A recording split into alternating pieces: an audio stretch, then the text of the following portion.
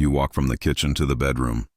She lifts her head, watches you go, and stays exactly where she is. No footsteps behind you. No nose against your ankle. No small body squeezing through the door before it closes. For a lot of owners, this is the moment doubt creeps in. If she loved me, wouldn't she want to be near me? If she trusted me, wouldn't she follow? But here is the surprising part. The behavior you have been reading as distance is actually one of the clearest signals of security a dog can give you. And by the end of this video, you will understand why the dogs who stay behind are often telling you something far deeper than the dogs who never leave your side. This is the story of what following, and not following, actually means inside a dog's mind. Most people grow up with the same mental picture of a loyal dog. It walks at your heel. It waits by the bathroom door. It follows you from room to room like a small silent shadow. We call these dogs devoted. We call them bonded. We assume that closeness equals love, and that love equals constant proximity. So when a dog does not do this, especially a dog who used to, owners quietly start to worry. Did I do something wrong? Is she losing interest in me? Is our bond weaker than I think? It feels intuitive. It feels obvious. But that is only part of the story. Here is a question almost nobody asks. If following equals trust, then why do some of the most anxious dogs in the world follow their owners everywhere? Into the bathroom, up the stairs, even to the mailbox, without ever willingly leaving their sight.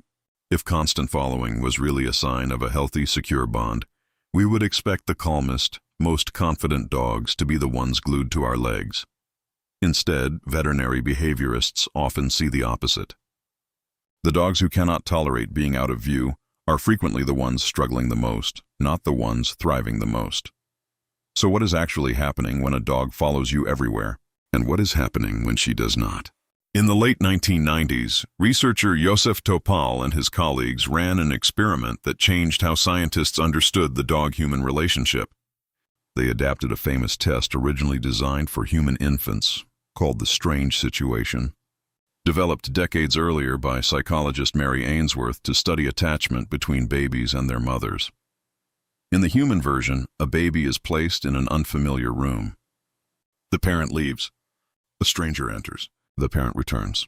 Researchers watch how the baby responds at each stage, because those reactions reveal the strength and nature of the attachment bond. Topal's team ran the same structure with dogs and their owners, and the dogs responded in strikingly similar ways to human children.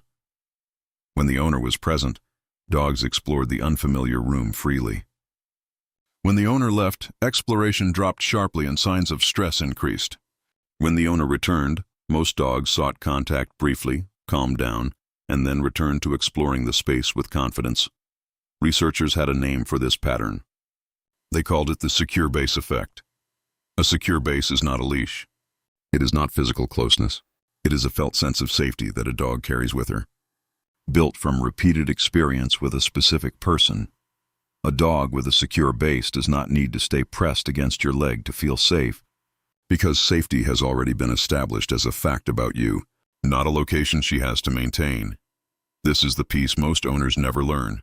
Proximity and security are not the same system. A dog can feel completely secure in her attachment to you, while comfortably existing several rooms away. Think about what that means.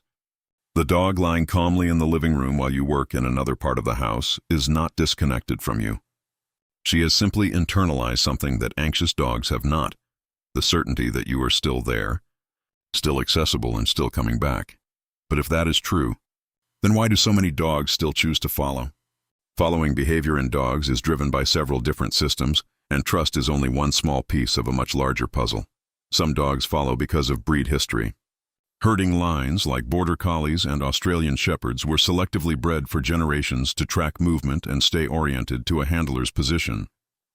For these dogs, following is closer to an occupational instinct than an emotional statement. Some dogs follow because of learned association.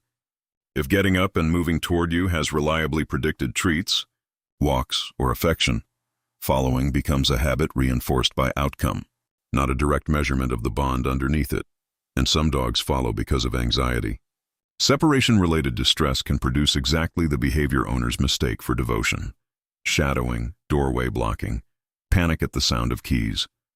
Researchers studying separation anxiety in dogs have found that this behavior often intensifies, not softens, as the dog becomes more distressed rather than more secure. So the dog who never leaves your side may be following out of instinct, habit, or fear. And the dog who stays behind, calm and unbothered, may be the one who has nothing left to prove. Picture it from her side for a moment. Every time you leave a room, her nervous system has a choice to make. Does this require action or does it not?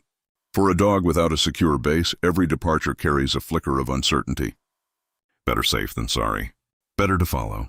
For a dog with a secure base, that uncertainty has already been resolved over months and years of consistency, of you leaving and returning, of her needs being met, of nothing bad happening in your absence.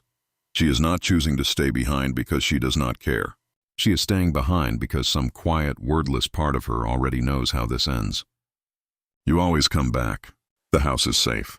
Nothing here requires her supervision. That is not distance. That is the reward of everything you have already built together.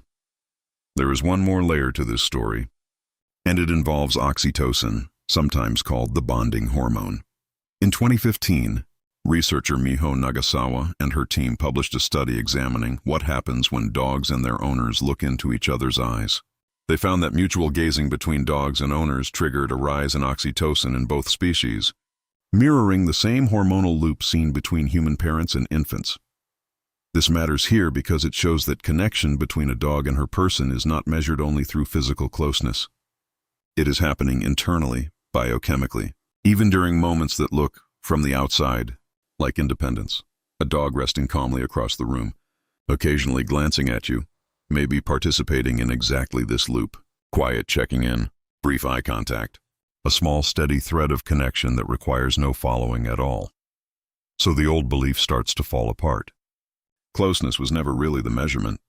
Certainty was, a dog who follows you everywhere might be anxious, instinct-driven, or simply hopeful about snacks. A dog who does not follow you may have already resolved the one question anxious dogs never fully answer. Is my person still safe to rely on, even when I cannot see them? The behavior you once read as distant now reads as something closer to peace. She is not staying behind because the bond has faded. She is staying behind because somewhere along the way, without a single word passing between you, she decided you were safe enough not to have to check. That is not the absence of trust. That is what trust looks like once it no longer has to prove itself. The next time she lets you walk out of the room without lifting a paw, you are not watching indifference. You are watching the quiet result of every meal, every walk, every return you have ever given her. She already knows how the story ends. That is why she does not have to follow. If this changed the way you see your own dog, let me know in the comments. Tell me whether your dog follows you everywhere, or whether she is the calm one who stays behind. If you want more videos that reveal the hidden psychology behind everyday dog behavior, make sure to like this video and subscribe, because there is a lot more your dog has been trying to tell you.